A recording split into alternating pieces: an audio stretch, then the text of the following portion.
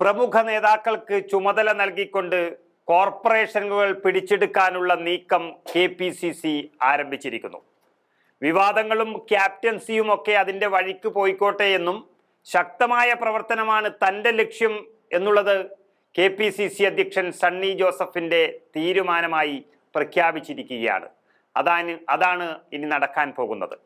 അതുകൊണ്ട് തന്നെ നിലമ്പൂർ ഉപതെരഞ്ഞെടുപ്പിൽ നേടിയ വിജയത്തിൻ്റെ പശ്ചാത്തലത്തിൽ അതിനെ വിവാദങ്ങളിലൊന്നും പെടുത്താതെ തദ്ദേശ തെരഞ്ഞെടുപ്പിലും മികച്ച വിജയം നേടാനുള്ള ശ്രമങ്ങൾ സജീവമാക്കിയിരിക്കുകയാണ് കോൺഗ്രസ് നേതൃത്വം.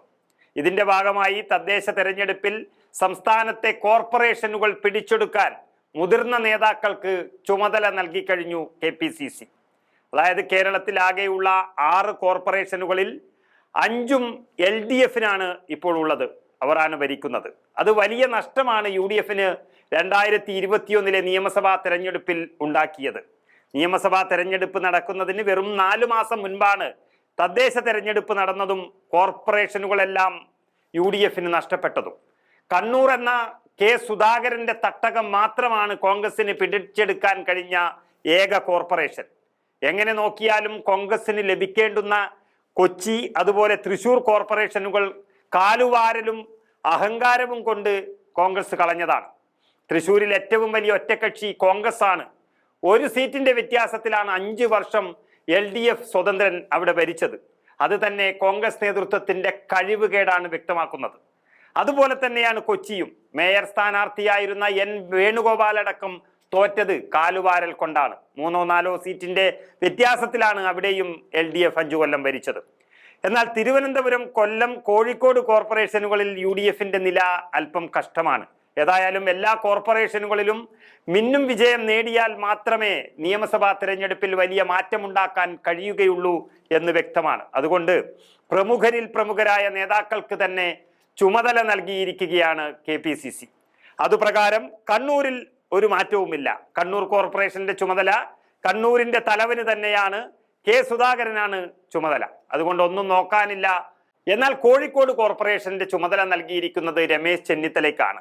കേരള രാഷ്ട്രീയത്തിലെ സൗമ്യതയുടെ പര്യായമായി അറിയപ്പെടുന്ന ചെന്നിത്തലയുടെ സംഘടനാ പാടവം കൊണ്ട് കോഴിക്കോട്ട് കോർപ്പറേഷൻ പിടിച്ചെടുക്കാമെന്ന് UDF ഉറപ്പിക്കുന്നു, പ്രത്യേകിച്ച് KPCC. UDFനെ അങ്ങനെയൊരു നീക്കം തുണക്കുമെന്നാണ് KPCC കണക്കുകൂട്ടുന്നത്. അതുപോലെ എറണാകുളത്ത് യോജിച്ചയാൾക്ക് തന്നെയാണ് ചുമതല നൽകിയിരിക്കുന്നത്, VD സതീശന്. അദ്ദേഹത്തിന് അനായാസം പിടിച്ചെടുക്കാൻ കഴിയും എന്നാണ് പ്രതീക്ഷ. പ്രതിപക്ഷ നേതാവായതും അതുമാത്രമല്ല എറണാകുളം ജില്ലയിലെ പ്രമുഖ നേതാവ് എന്നുള്ളതും VD സതീശന് കൊച്ചി കോർപ്പറേഷന്റെ ചുമതല ഏറ്റവും അനുയോജ്യമാണ്. അതുപോലെ മറ്റൊരു കോൺഗ്രസ് അനുകൂല കോർപ്പറേഷനായ തൃശ്ശൂരിൽ പുതിയ കളികൾ കളിക്കാനും അത് പിടിച്ചെടുക്കാനും യുവ നേതാവിനെ തന്നെ രംഗത്തിറക്കിയിരിക്കുകയാണ്. തൃശൂർ കോർപ്പറേഷൻ ചുമതല റോജി M. ജോൺ MLAക്കാണ് നൽകിയത്. NSUവിന്റെ ദേശീയ അധ്യക്ഷനൊക്കെ ആയതിന്റെ സംഘടനാ പാടവം തൃശ്ശൂരിൽ ഒരു മാറ്റമുണ്ടാക്കുമെന്ന കണക്കുകൂട്ടൽ KPCCക്കുണ്ട്. അതോടൊപ്പം തന്നെ ജില്ലാടിസ്ഥാനത്തിൽ ഒരു ജില്ലയുടെ ചാർജ് മാത്രമാണ് ഇപ്പോൾ നൽകിയിരിക്കുന്നത്. കോട്ടയം ജില്ലയുടെ ചുമതല ബന്നി ബഹനാനും നൽകിയിരിക്കുന്നു. എന്നാൽ ഏറ്റവും പ്രധാനപ്പെട്ടത് മുരളീധരന്റെ ചുമതലയാണ്.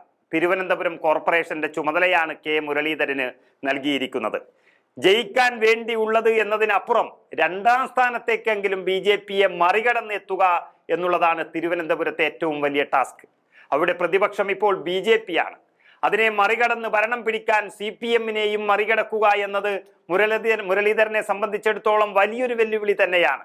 മാത്രവുമല്ല, അടുത്ത നിയമസഭാ തെരഞ്ഞെടുപ്പ് വരുമ്പോൾ തിരുവനന്തപുരം നഗരസഭയിലെ തന്നെ വട്ടിയൂർക്കാവിലായിരിക്കും മുരളീധരൻ മത്സരിക്കുക എന്നും അറിയുന്നു. അതുകൊണ്ട് അരയും തലയും മുറുക്കി പണിയെടുക്കും എന്നതിൽ സംശയമില്ല. മുരളീധരന്റെ നേതൃപാടവം തിരുവനന്തപുരം കോർപ്പറേഷനകത്ത് നല്ല പോലെ പ്രയോജനപ്പെടുത്തിയാൽ ഒരു പക്ഷേ കോൺഗ്രസിന്റെ അതിശക്തമായ മുന്നേറ്റം ഉണ്ടാകുമെന്നുറപ്പാണ്. ഇപ്പോൾ തിരുവനന്തപുരം ജില്ലയെക്കുറിച്ച് നമുക്കറിയാം.